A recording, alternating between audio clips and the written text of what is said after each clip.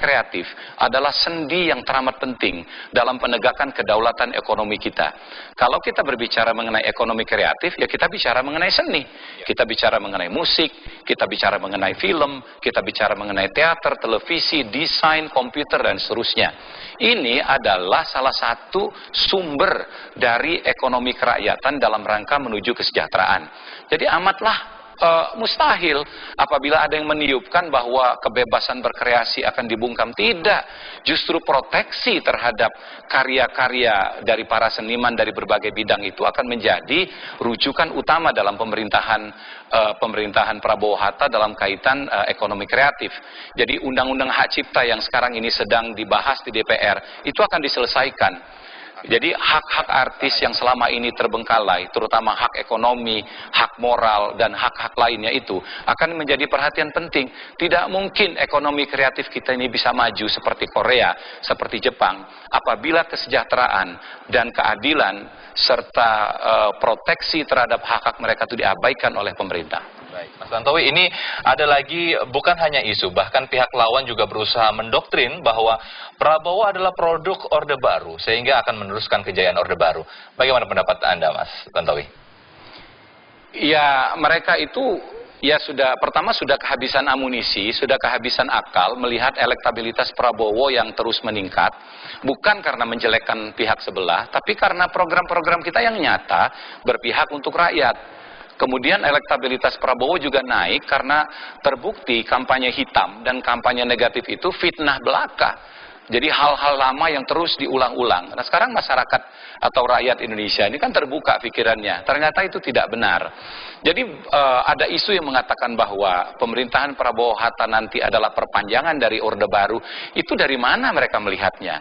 Nah kalau saya mengatakan bahwa program-program luar biasa bagus dan bermanfaat bagi rakyat sebagaimana yang saya sampaikan di awal tadi yang merupakan produk Orde Baru akan dilanjutkan oleh pemerintahan Prabowo Hatta, saya berani tegaskan iya. Siapa yang tidak ingin swasembada energi? Siapa yang tidak ingin swasembada pangan? Siapa yang tidak ingin menjadi warga negara dari satu bangsa yang dihormati oleh bangsa-bangsa di sekelilingnya? Dulu zaman Pak Harto, zaman Orde Baru, negara-negara kecil seperti Singapura, Malaysia, Australia itu nggak berani bunyi. Nah sekarang mereka dengan mudah, mereka mencoba untuk masuk batas wilayah kita. Malaysia mengklaim produk-produk kebudayaan kita. Itu karena apa? Karena kewibawaan kita sebagai bangsa dan negara itu sudah tergerus. Nah oleh karena itu, pihak-pihak yang tetap menginginkan Indonesia itu sebagai bangsa yang lemah, negara yang lemah, tentu berkeberatan kalau Prabowo menjadi presiden. Tapi kalau rakyat Indonesia yang menginginkan bahwa kita swasembada secara ekonomi, swasembada secara pangan, swasembada secara energi, kemudian dihormati oleh bangsa-bangsa lain, kita mengekspor tenaga kerja, tapi itu bukan lagi tenaga kerja wanita yang rentan terhadap penyiksaan bahkan pembunuhan. Kita akan mengekspor tenaga kerja yang skill. Mereka pasti akan memilih Prabowo. Kompleksitas permasalahan Indonesia ke depan, baik nasional maupun internasional, hanya bisa diselesaikan oleh seorang pemimpin yang tegas, yang mempunyai jejak rekam, yang berani berhadapan dengan bangsa-bangsa asing. Ya, baik. Tadi Anda juga sudah menegaskan bahwa Prabowo nantinya dalam kepemimpinannya tentu akan meneruskan segala hal-hal positif yang sudah dibangun oleh pemimpinan sebelumnya tentunya. Tapi Prabowo ini juga selalu menyatakan bahwa akan memulai tradisi baru sebagai pemimpin. Ini tradisi baru yang seperti apa sih Mas Tantowi? Tradisi baru itu adalah bahwa kami tidak akan memulai dari nol. Saya katakan di awal tadi, tradisi yang tidak bagus dari negeri kita ini adalah ganti pemimpin, ganti sistem. Ya kan? Ganti menteri, ganti buku. Nah, ini tidak akan terjadi. Misalnya saja ya, untuk pendidikan, kita tidak akan menerapkan sistem ganti kurikulum, ganti buku baru. Itu membebani rakyat. Selama buku itu masih relevan dengan konteks sekarang, ya kita teruskan.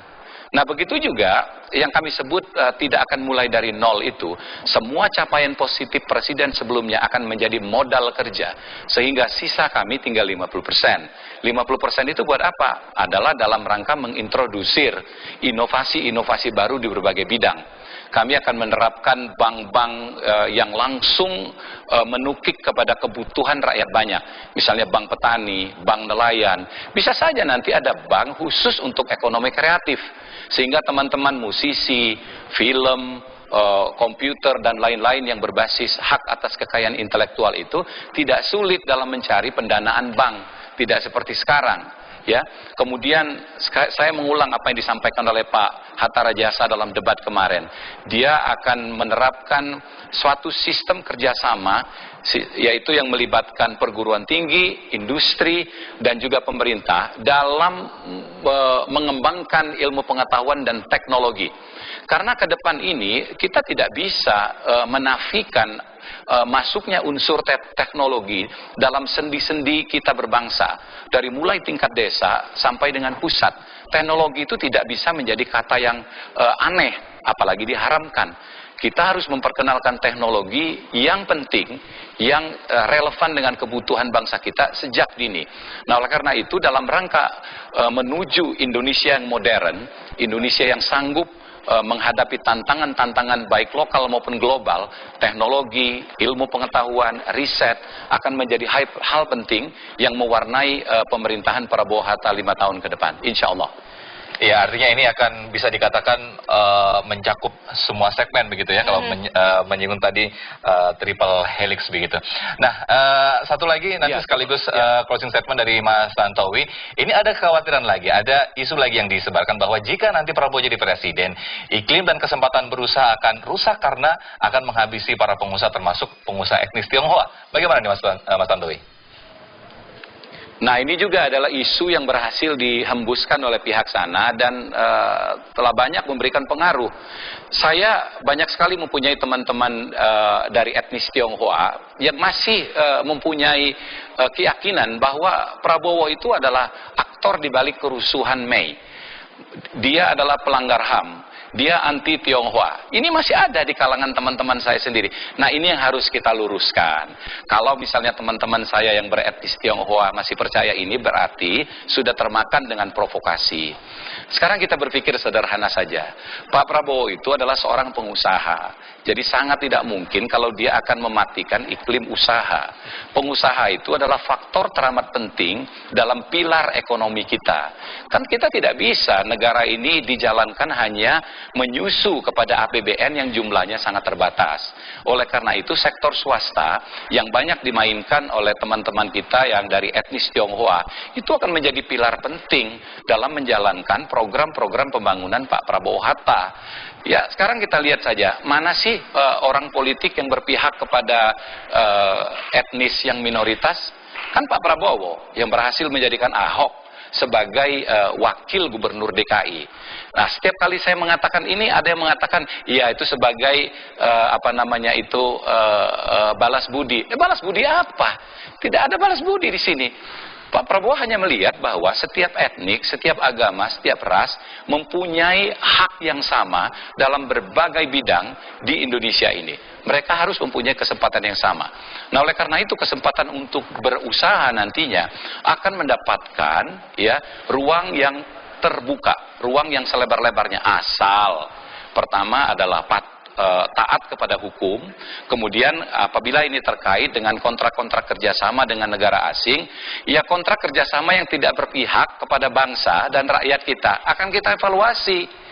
Jadi pengeksploitasian sumber daya alam yang dilakukan oleh pihak-pihak asing melalui kontrak kerja yang tidak berpihak kepada rakyat Indonesia, saya rasa rakyat Indonesia setuju kalau pemerintah akan mengevaluasi itu. Ya, tentu saja kita akan melihat sampai kapan kontrak kerjasama itu berakhir. Ya, terima Demikian, kasih. Dewi. Ya, Mas Tantowi, terima kasih perbincangannya yang sudah panjang ini Ya. untuk mengklarifikasi berbagai isu yang digelontorkan oleh pihak lawan kepada pasangan Prabowo Hatta. Selamat siang, Mas Tantowi. Terima kasih, Mas Tantowi. Ya, dan pemirsa, bincang-bincang kita tadi dengan Mas Tantowi Yahya, tim ses Prabowo Hatta sekaligus menutup perjumpaan kita di Kabar Siang hari ini. Akhirnya saya Muhammad Sofyan. Dan